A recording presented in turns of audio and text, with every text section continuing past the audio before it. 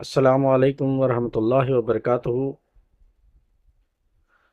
आज हम इस कायनात की पैदाइश, इस यूनिवर्स की पैदाइश के ताल्लुक में जो चीज़ें मज़ाहब ने बयान की हैं, सभी मज़हबों ने उन मज़हबों की बातों का खुलासा और साइंस ने क्या कहा है इसके बारे में, उसका खुलासा हम आज समझने की कोशिश करेंगे। और एक बात हमें एक मेथड हमें समझना चाहिए कि जब तमाम दुनिया का एक परमात्मा है, तमाम दुनिया को पैदा करने वाला एक वजूद है और सभी मज़ाहब उसको अलग-अलग नामों से पुकारते हैं, ये दावा भी है सबका और दरअसल ये हकीकत भी है कि सभी मज़ाहब एक ही खुदा को अलग-अलग नामों से पुकारते हैं। तो जब परमात्मा एक है, खुदा एक है, तो ज़रूर उस खुदा, उस परमात्मा की तालीम भी एक ही होगी। यहाँ पर ये सवाल पैदा होता है कि तो फिर उसको मज़ाहब या अलग-अलग किताबें या अलग-अलग अंबिया भेजने की क्या ज़रूरत हुई? इसको हम सिर्फ़ छोटी-सी मिसाल से समझ सकते हैं कि क्यों अलग-अलग टीचर, क्यों अलग-अलग किताबें, क्यों अलग-अलग जो है ना अंबिया और क्यों अलग-अलग अवतार भेजे हैं। इसकी एक छोटी-सी मिसाल हम स्कूल्स के तौर पर देख सकते हैं। जहाँ एक बच्चा जब स्कूल जाना शुरू करता है, चाहे केजी 1 पढ़े, केजी 2 पढ़े, फर्स्ट क्लास, सेकंड, थर्ड, जहाँ भी पढ़ता है, तो उसको टीचर्स जो है अलग-अलग ही मिलते हैं।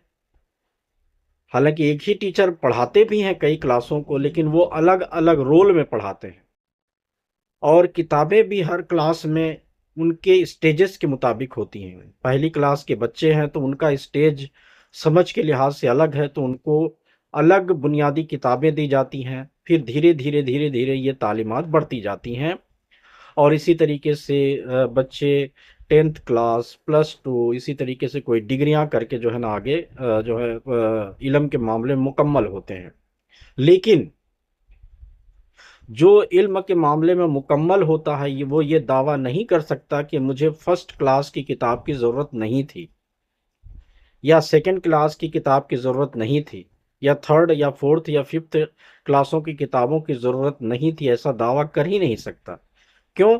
क्योंकि वो मुकम्मल तालीम इस वजह से हासिल कर पाया क्योंकि फर्स्ट क्लास की तालीमात को उसने अख़ज़ किया, तभी वो यहाँ तक पहुँच पाया। पहली सीढ़ी पर चढ़ने के वजह से ही वो लास्ट सीढ़ी तक पहुँच पाया।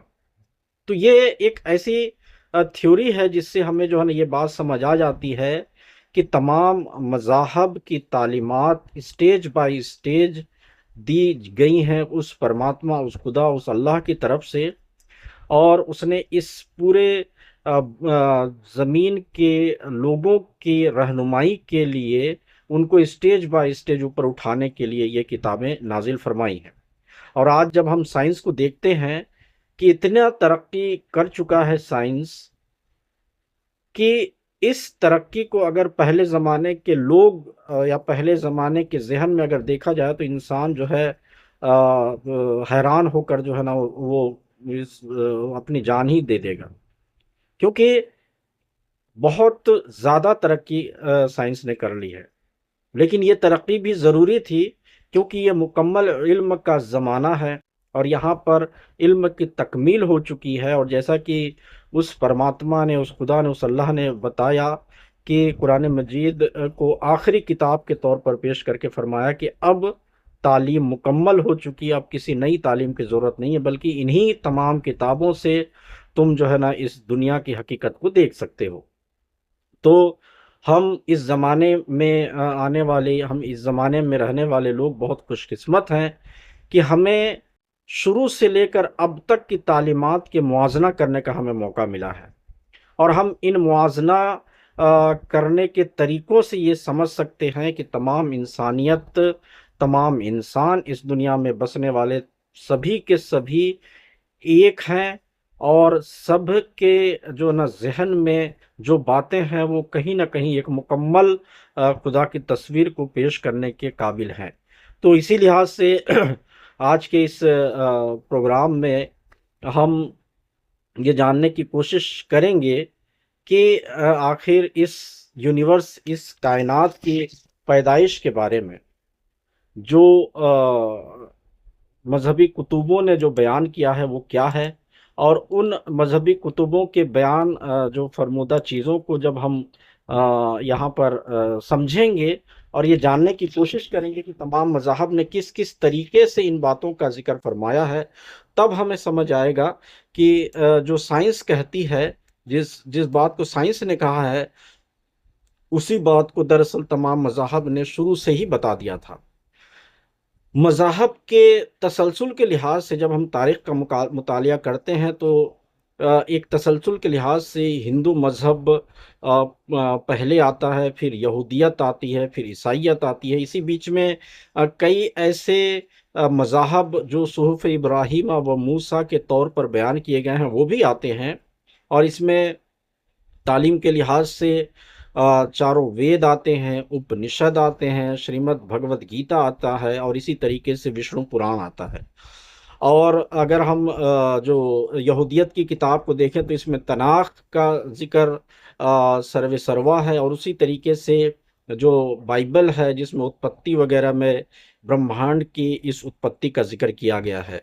फिर जब हम ईसाइयत में आते हैं तो ईसाइयत ने भी उत्पत्ति से होते हुए नया नियम में कुछ बातें बताई हैं, जिसको हम जो है ना समझ कर जो है ना आगे बढ़ सकते हैं। इसी तरीके से बौद्ध-इज़्म, जैनिज़्म, ज़रतुश्तइज़्म और ज़ोरोस्ट्रियनिज़्म, ये बहुत सारे मज़ाहब का ज़िक्र आया है। तो मैं इस जगह में 9 मज़ाहब का ज़िक्र लेना चाहता हूँ, और इस थ्योरी के मुताबिक लेना चाहता हूँ कि हम ये देखें कि गोया कि 10 लोग हैं, 10 में से 9 अंधे हैं और 1 देखने वाला है। लेकिन एक चीज़ दिखाई गई, मान लीजिए कि हाथी उन 9 अंधों को दिखाया गया। वो 10वें देखने वाले को डायरेक्ट हाथी नहीं दिखाया गया। वो 9 अंधे उस हाथी की एक शक्ल जो है ना बताते हैं, किसको? इस देखने वाले को, अपने अंदाजे के मुताबिक, और ये देखने वाला एक फ़ोटो बनाता है और उस फ़ोटो के मुताबिक उस हाथी की शक्ल बनाता है। तो इसको इस तरीके से हम थोड़ा मॉडिफ़ाई करते हैं कि पहला इंसान जो आता है, अंधा, वो हाथी के सूंड को पकड़ता है और वो ये कहता है कि हाथी जो है ना लंबा होता है, वो बिल्कुल पाइप की तरह होता है। दूसरा आता है, वो सूंड को भी देखता है और साथ में सामने जो दाँत को भी पकड़ता है, और वो बोलता है कि हाँ नहीं, सिर्फ़ जो है ना एक पाइप नहीं होता, बल्कि उसके साथ और 2 पाइप जुड़े हुए हैं, और सामने बिल्कुल दीवार की तरह है। और तीसरा आता है, वो इसको देखता तो है, पाइप को देखता है, उस जो जुड़े हुए चीज़ों को भी देखता है, और सामने की दीवार को भी देखता है, साथ-साथ वो कान को भी देखता है, और वो बोलता है कि नहीं, उसका कान जो है ना बिल्कुल ऐसा है जैसे कि हमारे जो एक हम कह सकते हैं कि बड़े पत्ते की तरह है, और लेकिन वो बहुत ऐसा है कि वो पत्ता फटता नहीं, बल्कि वो बहुत मज़बूत है। इसी तरीके से सारे के सारे अंधे एक-एक करके आते जाते हैं, जो पहले मैंने बताया है उसके साथ कुछ ऐड करते जाते हैं, और आखिर में वो जो देखने वाला है उन सब बातों को सुनकर एक तस्वीर बनाता है। तो हम उसी तरीके से 9 मज़ाहब की किताबों को इस नज़रिए से देखेंगे कि वो हमें एक अंधे ने सुनाई, और साइंस ने उन चीज़ों को साबित किया इन सब चीज़ों से जोड़कर, तो उस साइंस को हम एक देखने वाले की तरह देखेंगे, और फिर हम उस देखने वाले की तस्वीर और उन 9 अंधों की बातों में कैसे उसने बनाया है, उस पर जो है ना हम मुत्तफ़िक होकर फिर आगे बढ़ेंगे। तो मैं जो मेन बातें हर मज़हब से लूँगा, ताकि जो है ना ये मज़मून बड़ा लंबा ना जाए, बल्कि हम इसको कम से कम 30 से 35-40 मिनट के अंदर में जो है ना समेट सकें। तो मैं ऋग्वेद, यजुर्वेद, सामवेद वगैरह से या गीता, उपनिषद वगैरह से बातें ना लेते हुए उन तमाम कुतुब के खुलासा जो विष्णु पुराण में दर्ज है और जिसमें 7 स्टेप का जिक्र है इस जो है ना यूनिवर्स के पैदा होने का, कि ये यूनिवर्स कैसे पैदा होना शुरू हुआ और किस तरीके से स्टेप बाय स्टेप 7 दिनों का जिक्र है। लेकिन 7 दिन का मतलब 7 चरण हैं, 7 स्टेजेस हैं। उसके बारे में प्रथम चरण के बारे में जो विष्णु पुराण में बताया गया है वो महत महत यानी कि बुद्धि या कॉस्मिक इंटेलिजेंस का, जिसमें विष्णु पुराण में ये कहा गया है कि सृष्टि की शुरुआत महत से होती है, जो ब्रह्मा की पहली अभिव्यक्ति है, एक कॉस्मिक बुद्धि या ऊर्जा का क्षेत्र। यह ब्रह्मांड की योजना यानी कि ब्लूप्रिंट है, जहां सत असत का भेद शुरू होता है। गहराई इसमें यह बयान किया गया है कि बिग बैंग की जो शुरुआती सिंगुलरिटी की जो ऊर्जा जो पैदा हुई उसकी तरह यहाँ पर जो है ना बताया गया है एकदम शुरुआती स्टेजेस को। फिर दूसरा चरण बताया गया है, अहंकारा पैदा हुआ, ईगो एंड इंडिविजुअलिटी पैदा हुई, जिसमें विष्णु पुराण में कहा गया है कि महत से अहंकार निकलता है जो व्यक्तित्व का आधार है। यह 3 गुणों सत्व रजस तमस से बना है जो ब्रह्मांड में विविधता पैदा करता है।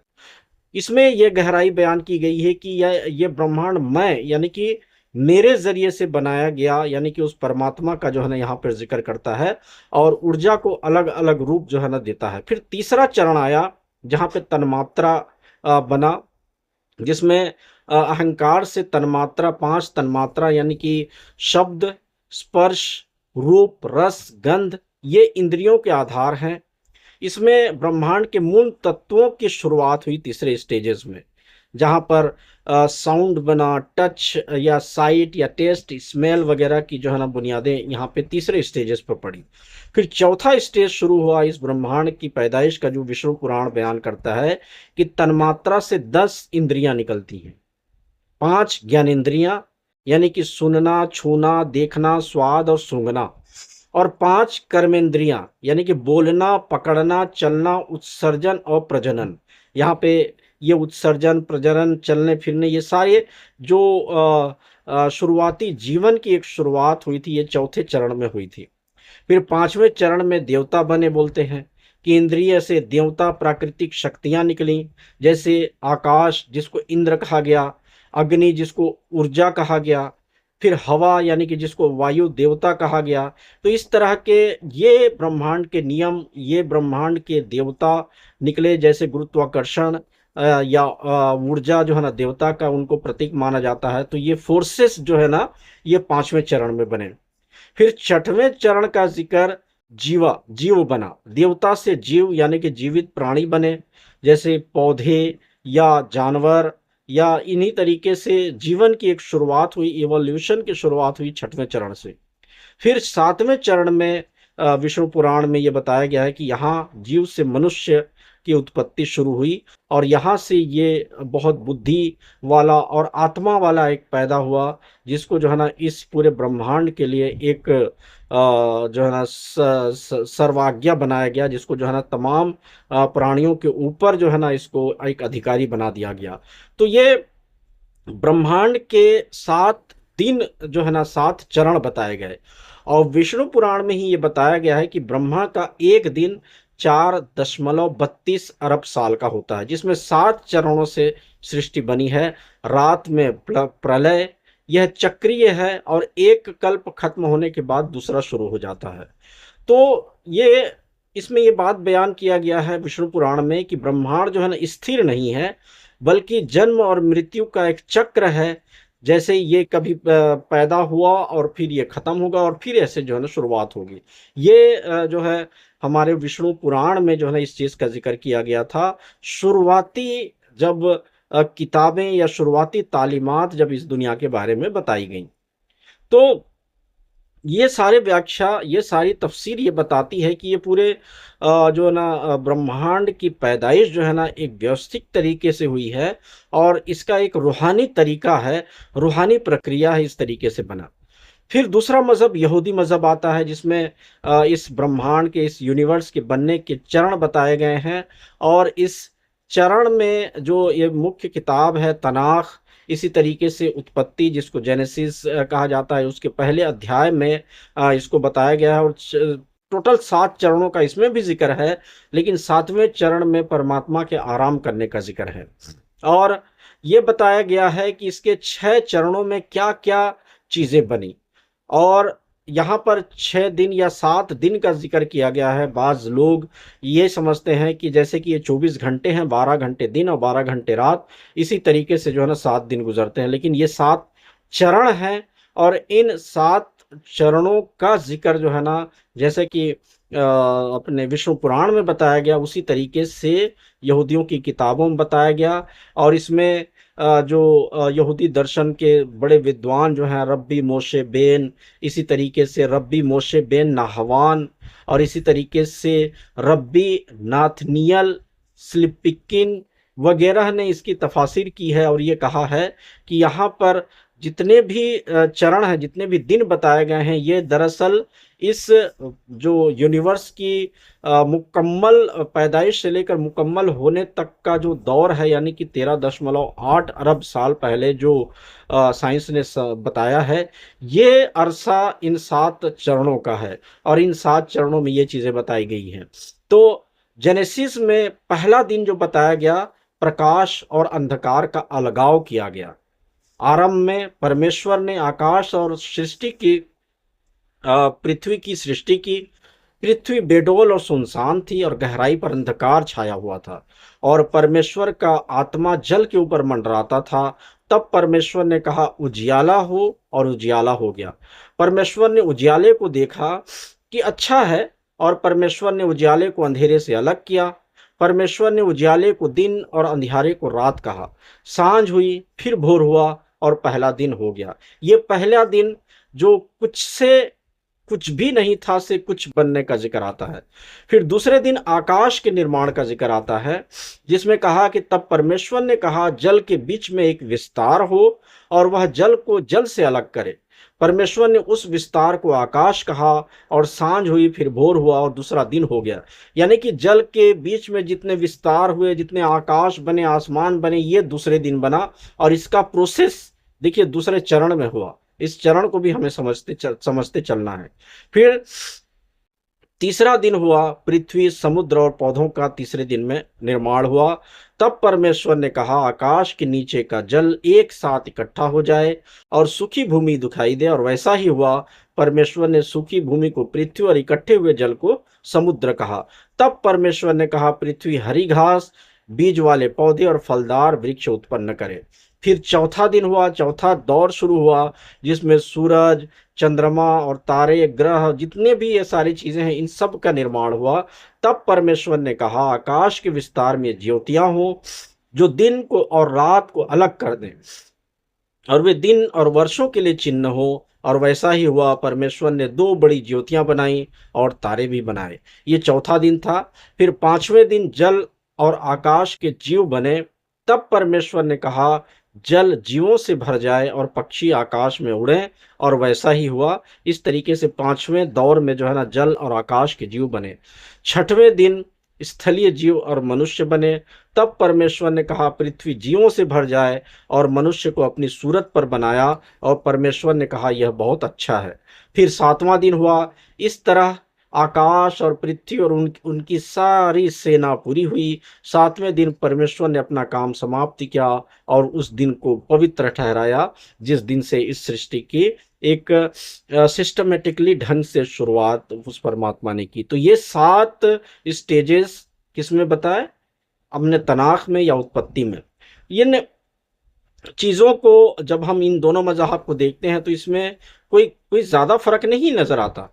लेकिन जो विष्णु पुराण में बताया गया था, उसको बताने के साथ साथ कुछ नई बातें भी इस उत्पत्ति में जो है ना बताई गई। और इसमें जो है ना और ज़्यादा क्लियर तरीके से ये 7 दिन का जो है ना एक क्लियरिटी दी गई। और ये क्लियरिटी इसलिए देने की नौबत आई, क्योंकि पहली क्लास में तो बता दिया गया था, लेकिन दूसरी या तीसरी, इसको 5वीं क्लास समझें, यहाँ पर उसको और अच्छे तरीके से समझाने की ज़रूरत थी।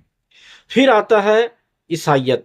ईसाइयत यहूदियत के बाद का मज़हब है, और इसमें भी ब्रह्मांड की उस सृष्टि के बारे में जो पुराना नियम यानी कि उत्पत्ति में बताया गया है, वो सब कुछ वही बातें ईसाइयत में भी बताई गई हैं। लेकिन नया नियम में यानी कि यूहन्ना में और कुलुस्सियों में और इब्रानियों में दो तीन चीज़ नई बात बताई गई, जो इस जो है ना इस तालीम में एक थोड़ा सा ऐड ऐड करने का, थोड़ा सा क्या, बहुत बड़ा ऐड यहाँ पर ये होता है कि ज़िंदगी में फिर किस तरीके से मकसद जो है ना उस परमात्मा ने दिया, और उसमें क्या ऐसी चीज़ें दी जिसके ज़रिए से इस धरती पे जो है ना एक जीवों के चलने का एक सिलसिला शुरू हुआ। तो इसमें उत्पत्ति के सातों सातों दिनों को बताने के साथ साथ यीशु मसीह ही सृष्टि का माध्यम है, ये यूहन्ना में बताया गया। उसमें बताया गया कि आरंभ में वचन था, और वचन परमेश्वर के साथ था, और वचन परमेश्वर था। सब कुछ उसी के द्वारा उत्पन्न हुआ, और उसके बिना कुछ भी उत्पन्न नहीं हुआ जो उत्पन्न हुआ। फिर दूसरी कुलुस्सियों में एक बात बताई गई है कि यीशु सृष्टि का उद्देश्य और धारण करता है। यानी कि ईसा अलैहिस्सलातु वस्सलाम की तालीमात को जब हम देखेंगे, तो उससे ये पता चलता है कि इस सृष्टि का उद्देश्य उस परमात्मा का क्या था। यीशु को प्रेम के रूप में प्रस्तुत किया गया है। यीशु को क्षमा के रूप में जो है ना प्रस्तुत किया गया है।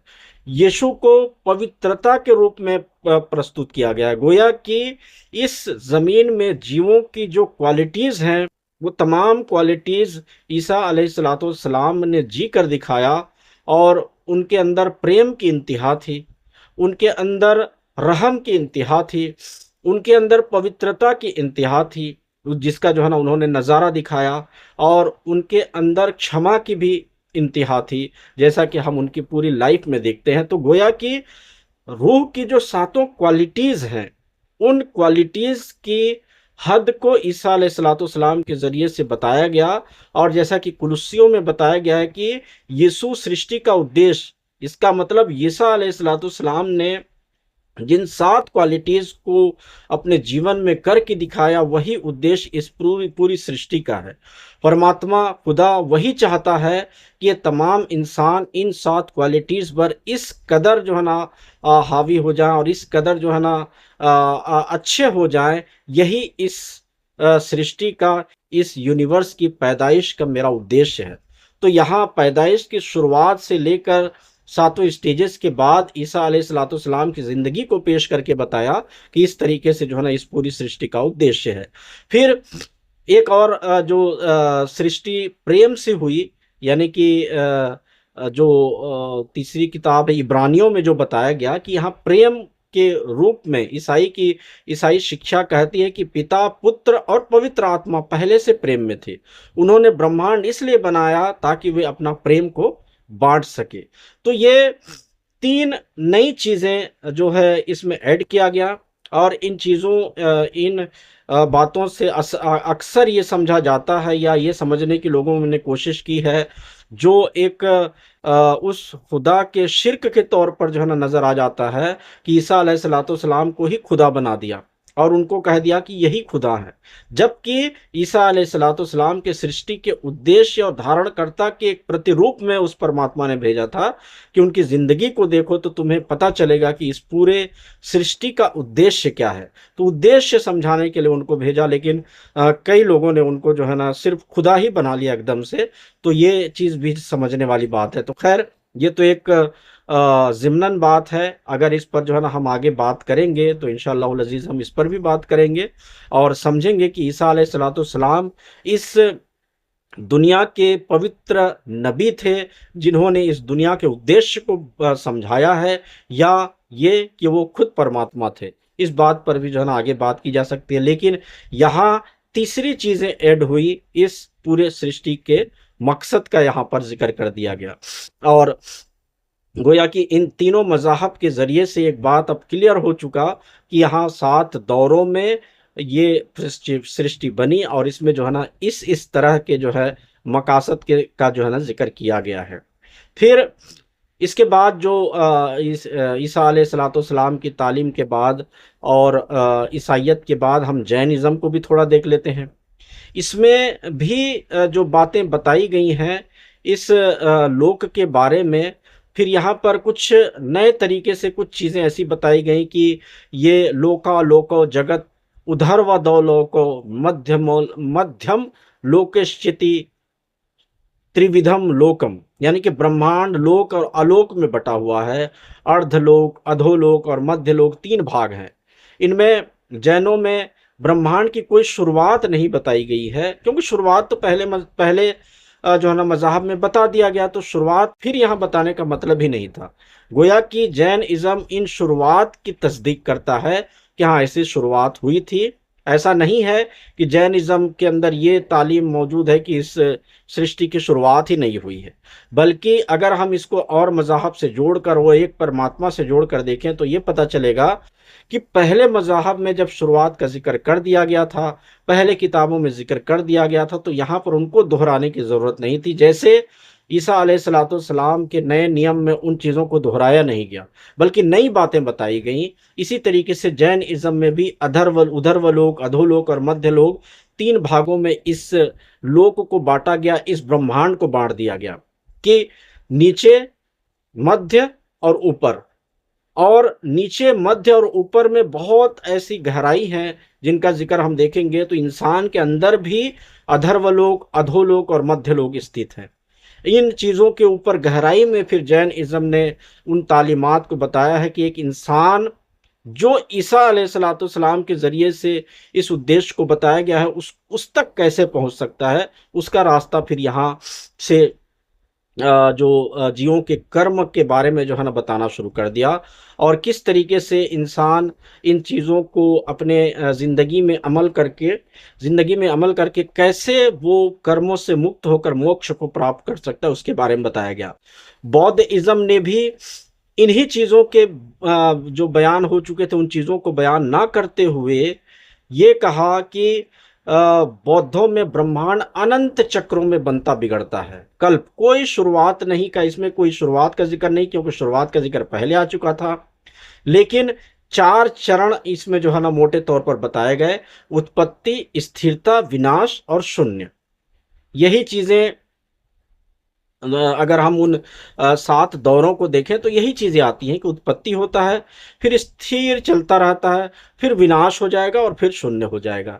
सूरज और चंद्रमा को ब्रह्मांड के हिस्से बताए गए हैं जो कर्म से प्रभावित होते हैं, और इस ब्रह्मांड को फिर यहाँ पर ईसा अलैहिस्सलाम के ज़रिए से तो प्रेम, पवित्रता वगैरह के बारे में बताया गया था। फिर यहाँ पर बुद्ध इज़्म ने उनके साथ साथ दुख का भी जिक्र किया और दुख के भी हिस्सों को बताया, और ये मुक्ति से परे ये ब्रह्मांड है, इसके बारे में जो है बुद्ध इज़्म ने सिखाना शुरू किया, जो नई तालीम बतानी शुरू की। फिर सिख मज़हब जो छठवां अंधा है, उसने ये बताया कि ये एक ओंकार सत्य नाम कर्ता पुरुष निर्भय निर्वैर अकाल मूर्ति अजन्मा स्वयं भू गुरु प्रसाद से, यानी कि शिक्षों में ये ब्रह्मांड जो है ना इस परमात्मा की इच्छा से बना, अनादि और अनंत है, कोई चरण नहीं, एक ओंकार से सब कुछ निकला है। फिर यहाँ पर जब कर्म के बारे में पिछले मज़ाहब ने बता दिया, प्रेम के बारे में बता दिया, पवित्रता के बारे में बता दिया, उन सब तालीमात को दोहराने के साथ साथ एक चीज़ यहाँ पर और बता दिया गया और क्लियर बता दिया गया कि एक परमात्मा से सारे जो है ना जग जो है ना उपजिया है। और गोया कि सिख इज़्म के ज़रिए से पूरी दुनिया के लोगों को ये संदेश दिया गया कि तुम अब क्यों बढ़ जा रहे हो अलग अलग जो है धर्मों में, अलग अलग जो है एक परमात्मा को अलग अलग नामों से पुकारने में। तुम सब ये जान लो कि ये सारी चीज़ें जो है ना एक परमात्मा से निकली हैं। फिर हम आते हैं ज़ोरोस्ट्रियन मज़हब के ऊपर। ज़ोरोस्ट्रियन मज़हब ने भी अच्छाई और बुराई वगैरह का जो है जिक्र करते हुए 12,000 साल का चक्र बताया, और जिसको 4 भागों में बांटा, जिसको अहुर मज़दा कहा। फिर इस सृष्टि को 6 से 7 चरण में बनाए जाने का भी जिक्र किया। पहले में आकाश, पानी, पृथ्वी, पौधे, जानवर, मनुष्य और आग बनी। और द्वैतवाद जो है ना, इसके अंदर बुराई भी पैदा की गई, अच्छाई भी पैदा की गई। गोया कि अलग तरीके से इस मजहब के में जो है ना पूरी बातें जो है ना फिर एक बार खोल के बताई गई। फिर मित्रवाद का जिक्र आया।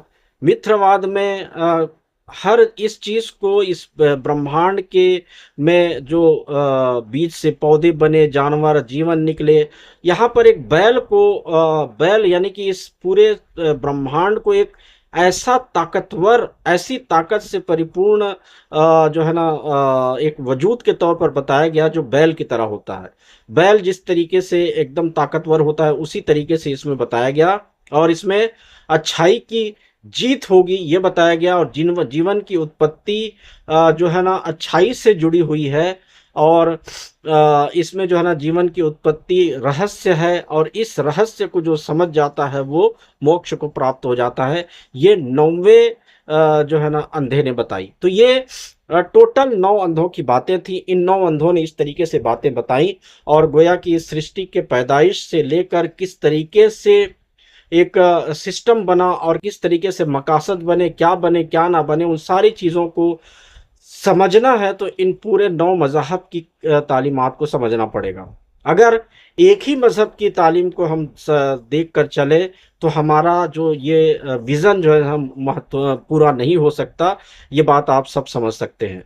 फिर इसके बाद हम 8 मज़हब के हो गए। फिर कुरान मजीद जो जिसका दावा है कि अब इसके बाद कोई मजहबी किताब नहीं आएगी, और ये आखिरी किताब है उस परमात्मा की, क्योंकि अब इल्म मुकम्मल हो गया है। तो इसमें सूरह अल अंबिया, सूरह फुस्सिलत और सूरह अल आराफ में 3 बातें बताई गई।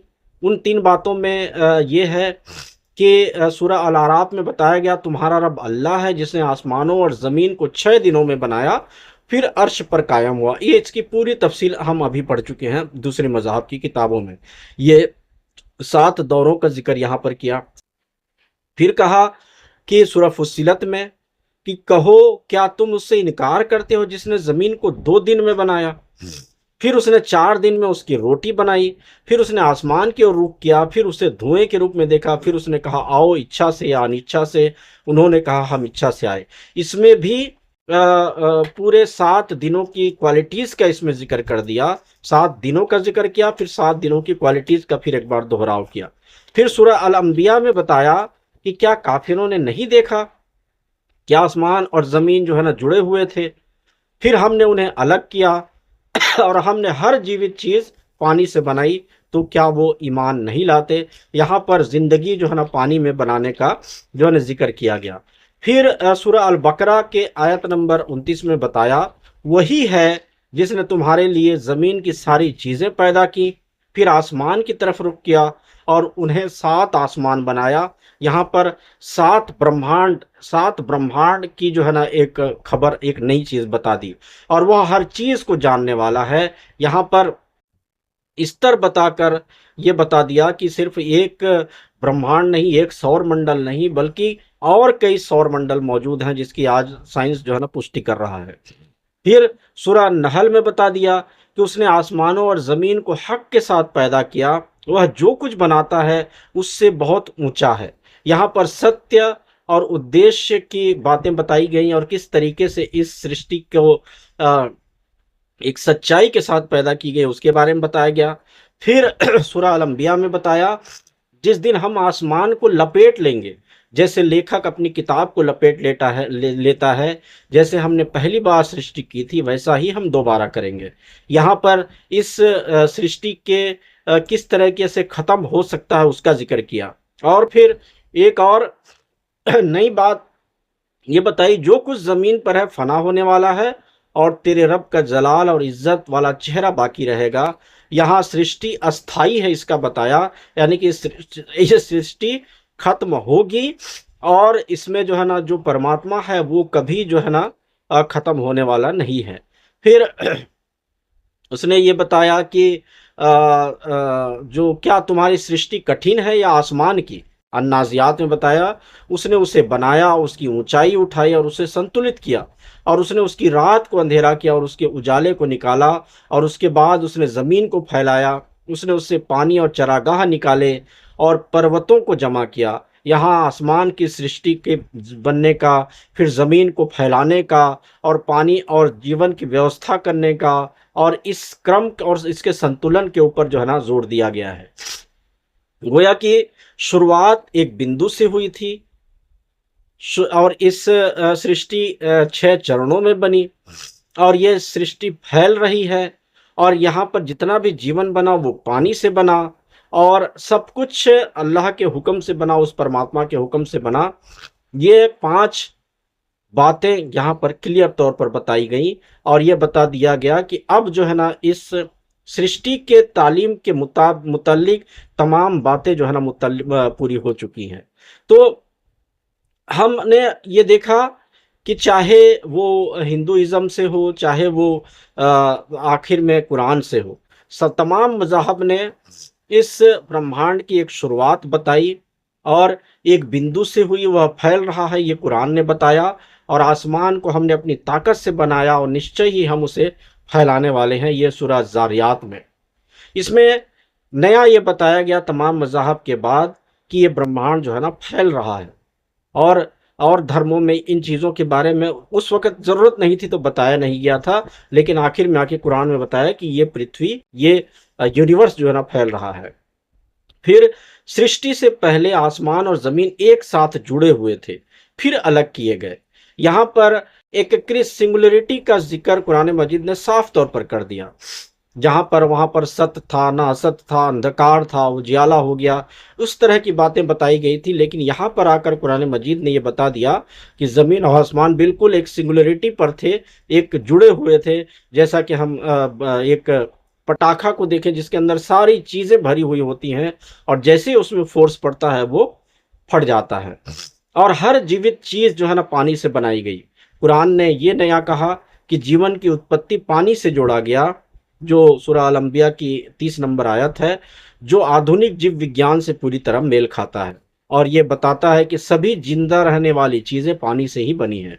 और फिर ऑनगोइंग क्रिएशन का भी जिक्र कुरान मजीद ने किया कि सृष्टि अभी जारी है, और इसमें जो है ना सूरह अल आराफ और सूरह अल अंबिया का जिक्र है, जिसमें क्या वे आसमानों और ज़मीन की सृष्टि पर विचार नहीं करते और हम फैलाने वाले हैं का जिक्र किया है। इसमें नया क्या है? इसमें यह है कि सृष्टि तो पूरी हो नहीं हुई है अभी, बल्कि अभी भी जारी है, यानी कि विस्तार चल रहा है। और ब्रह्मांड की सीमाएं और इंसान की पहुंच के बारे में बताया, ए जिन्नों और इंसानों की जमात, अगर तुम आसमानों और ज़मीन की सीमाओं से निकल सको तो निकल जाओ, तुम बिना सुल्तान, बिना अधिकार के नहीं निकल सकते। इसमें ब्रह्मांड की सीमाएं बताई गई हैं, और अल्लाह के अधिकार के बाहर नहीं जाया जा सकता, ये बातें बताई गई हैं।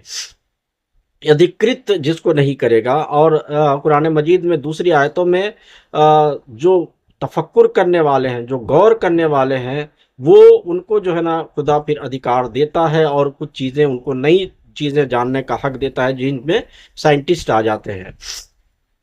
तो इस तरीके से ये पूरी कायनात का जो है ना एक नक्शा बिल्कुल अपने आप तैयार हो जाता है। इस पूरी कायनात कैसे बनी, किस तरीके से उद्देश्य हुए, क्या हुआ क्या नहीं हुआ, और कहाँ तक ये जाना है, और किस तरीके से ये फिर जो है ना दोबारा ख़त्म होगा, और फिर जो है ना लपेट दिया जाएगा। पूरा एक नक्शा जो है ना एक तैयार हो जाता है, जिसको साइंस ने फिर इसको मुकम्मल किया है।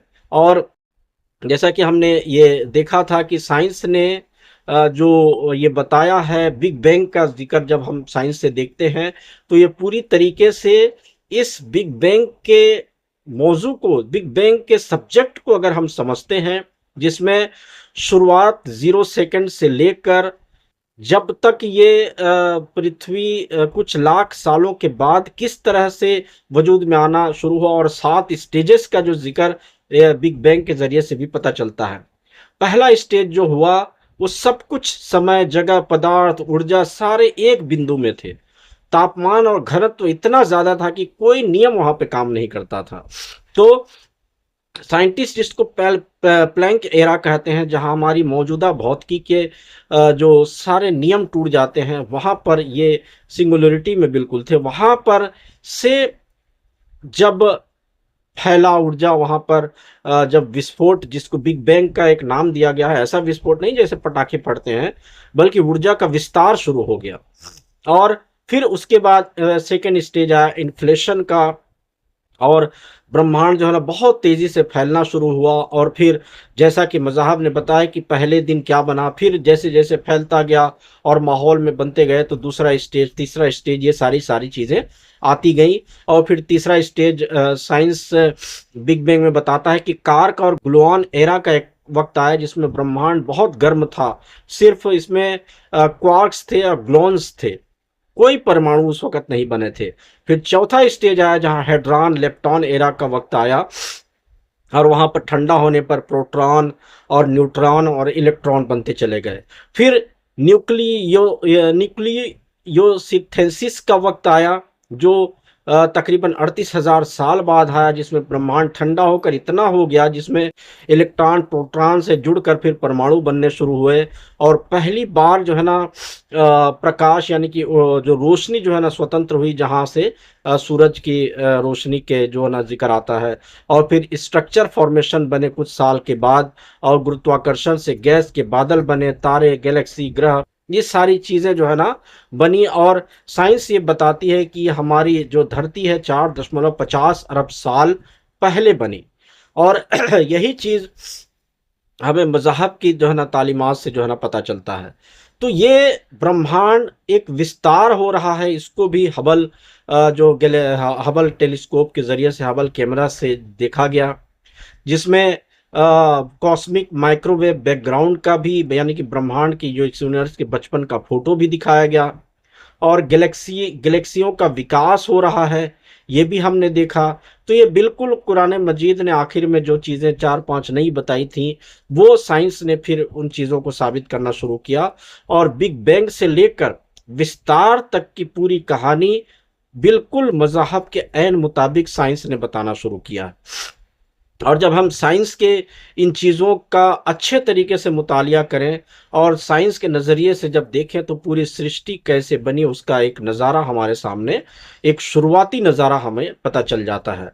हम आगे के एपिसोड्स में अब ये जानना शुरू करेंगे कि इसमें ज़िंदगी बनी कैसे, जो है ना पैदाइश का एक दौर आया, किस तरीके से पैदाइश का जिक्र मज़हब ने किया, उसकी जैसे उसकी जो है ना साइंस ने कैसे तस्दीक की, और बड़े बड़े मसाइल जो आज दुनिया के हर लोग जो है ना जवाब ढूंढना चाहते हैं, और सिर्फ साइंस और अपनी मज़हब की किताबों के ऊपर नज़र करके गोया कि एक हद में महदूद होकर इस चीज़ का मुतालिया करते हैं। हम तमाम मज़हब की तालीमात को ये समझते हुए कि तमाम मज़ाहब का पैदा करने वाला एक खुदा है, एक परमात्मा है, और उस एक खुदा ने ही स्टेज बाय स्टेजेस धन तालीमात दी हैं, उनके ज़रिए से हम इसको जानने की कोशिश करेंगे। और इंशाअल्लाह अज़ीज़ आगे और भी जो है ना इसके बारे में बातें और तफसील से हम इसके बारे में बात करेंगे। तो आज के लिए इतना ही। इंशाअल्लाह अज़ीज़ हम फिर आगे और इन मसलों को डिटेल से जानने की कोशिश करेंगे। आज का ये एपिसोड हमारा पिछले एक हफ्ते के एपिसोड्स का खुलासा था, जिसमें हमने तमाम मज़ाहब का एक एक दिन मुतालिया किया था, और उनके ज़रिए से जो है ना साइंटिफिक तरीके से उन तस्वीर को समझने की कोशिश की थी। अगर हमें ज़रूरत पड़ी तो इंशाअल्लाह अज़ीज़ हम फिर इसको अलग अलग आगे रिकॉर्डिंग करके यूट्यूब पर डालेंगे, और हम सभी जो है ना अहबाब को इसको समझने के लिए हम बुलाएंगे, और वो भी समझें और कुछ सवालात इसके ज़रिए से करें, ताकि हम उन सवालात को लेकर और क्लियर तरीके से इन चीज़ों को समझ सकें। तो अस्सलामु अलैकुम वरहमतुल्लाहि वबरकातुहू।